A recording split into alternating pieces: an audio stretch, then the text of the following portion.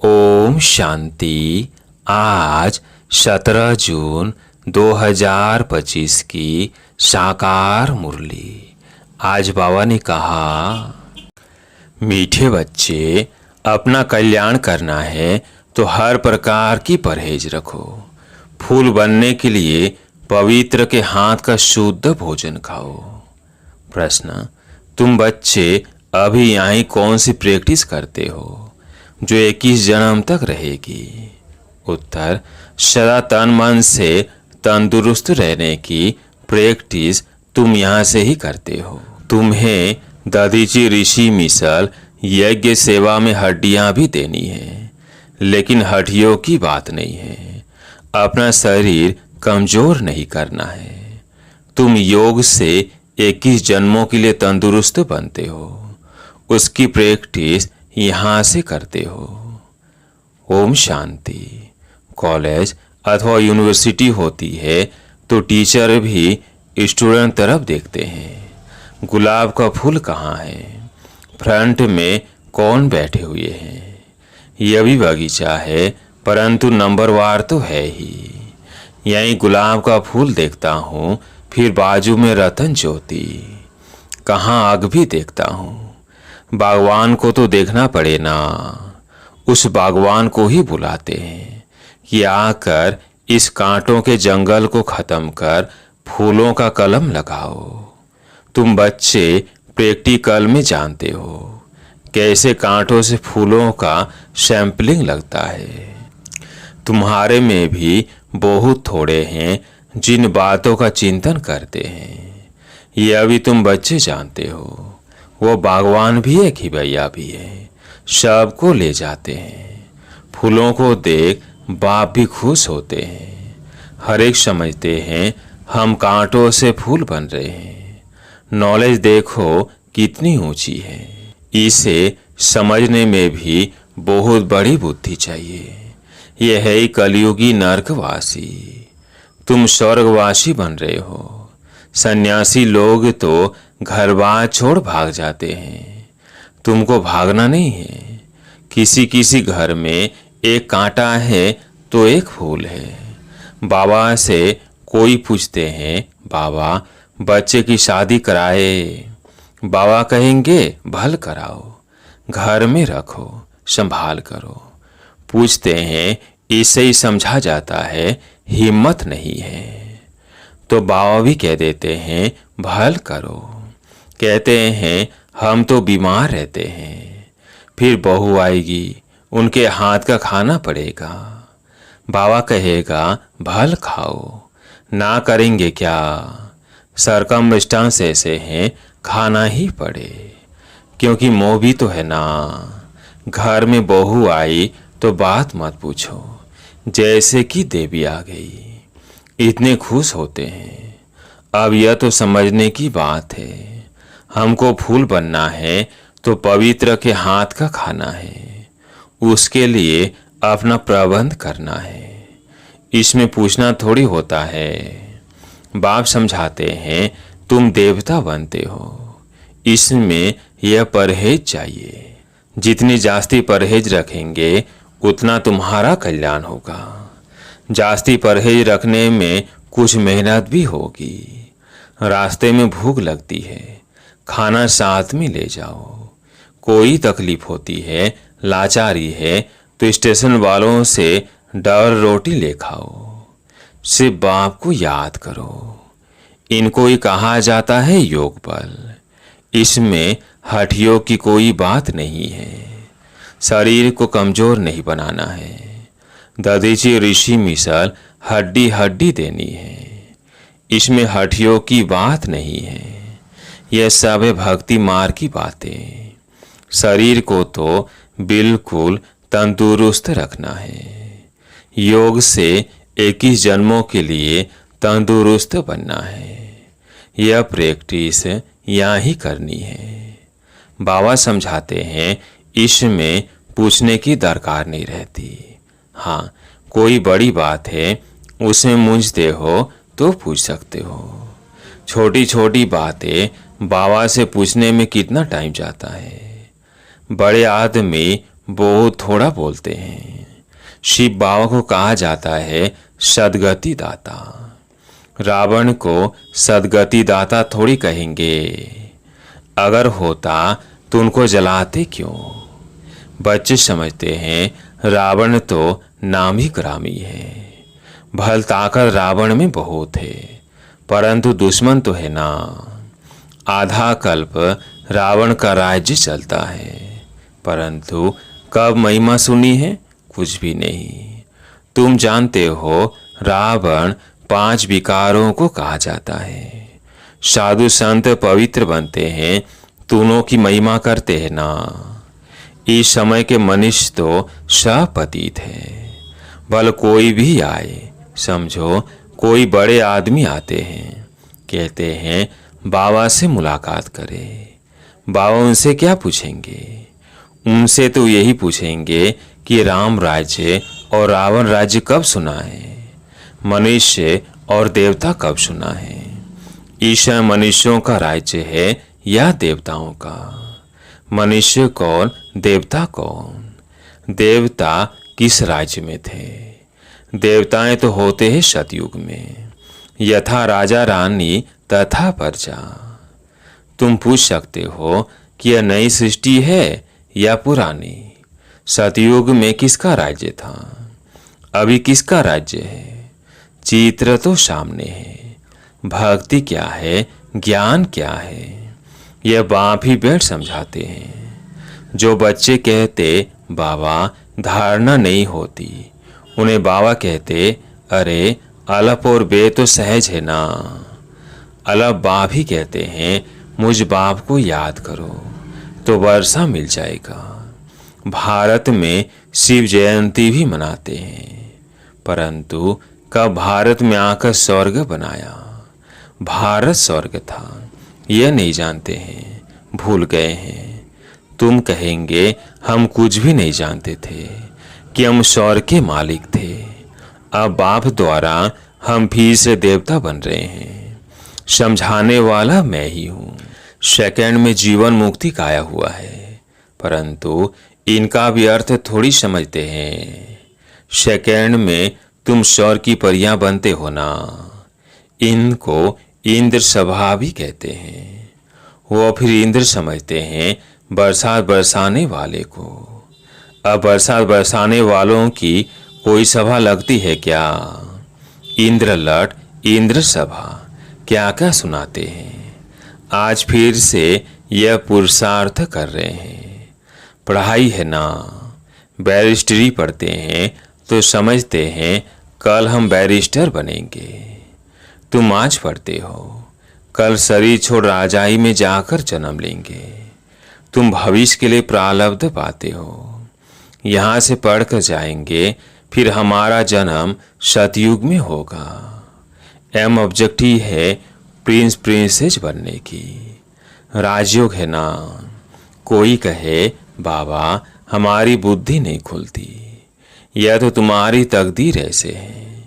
Drama में part ऐसा है, उसको बाबा चेंज कैसे कर सकते हैं?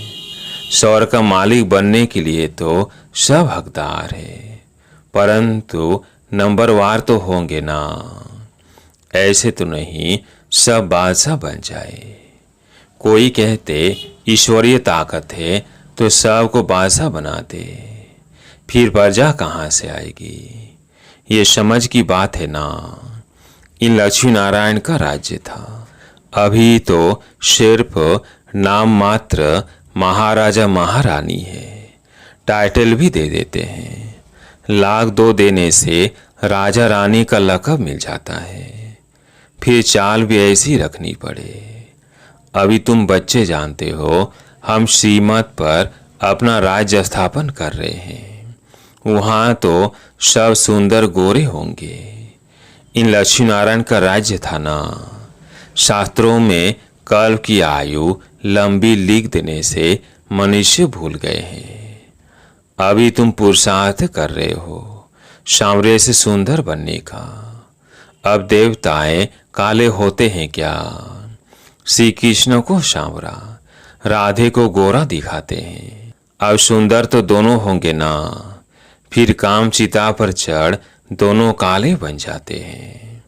वह सुनहरी दुनिया के मालिक हैं और यह है काली दुनिया।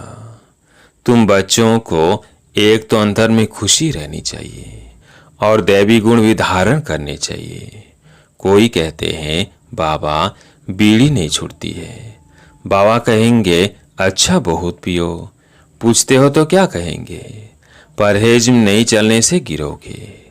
खुद अपनी समझ होनी चाहिए ना।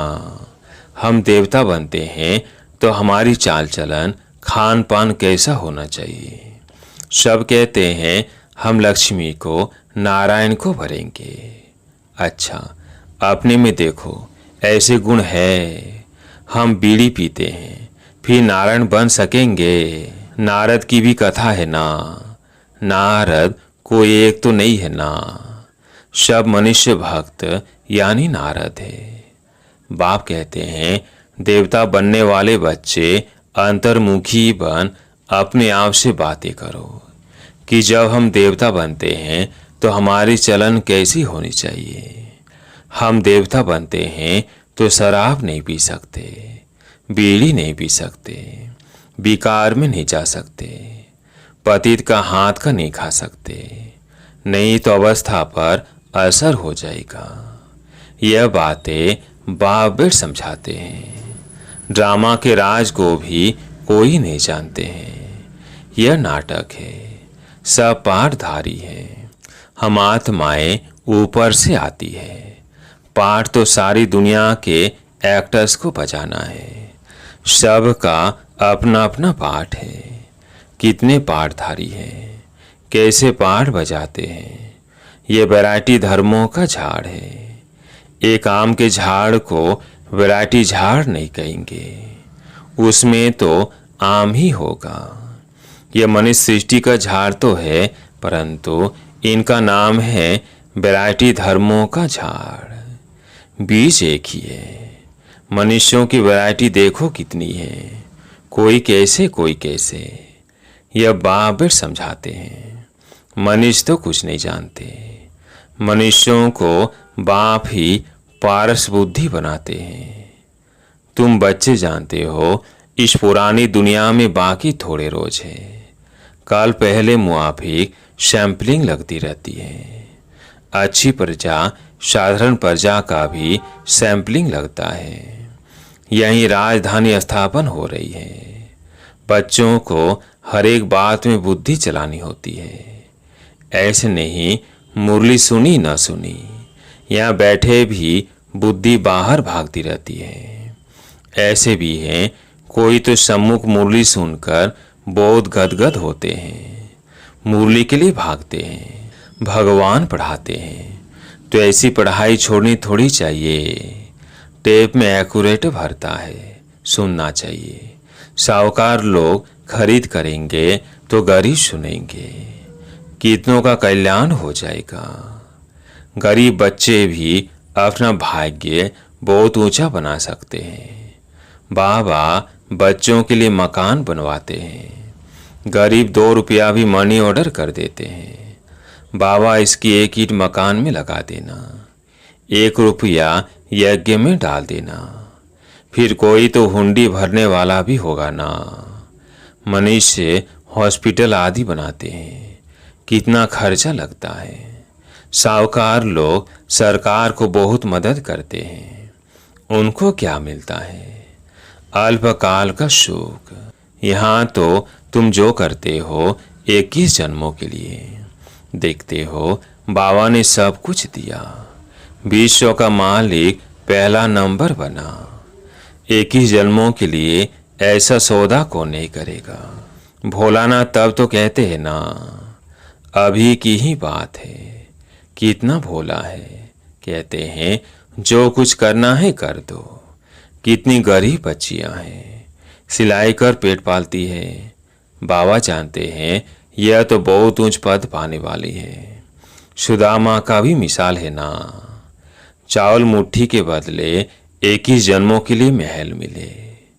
तुम यह बातें नंबरवार पुरुषार्थ अनुसार जानते हो। बाप कहते हैं मैं भोलानाथ भी हूं ना। यह दादा तो भोलानाथ नहीं है।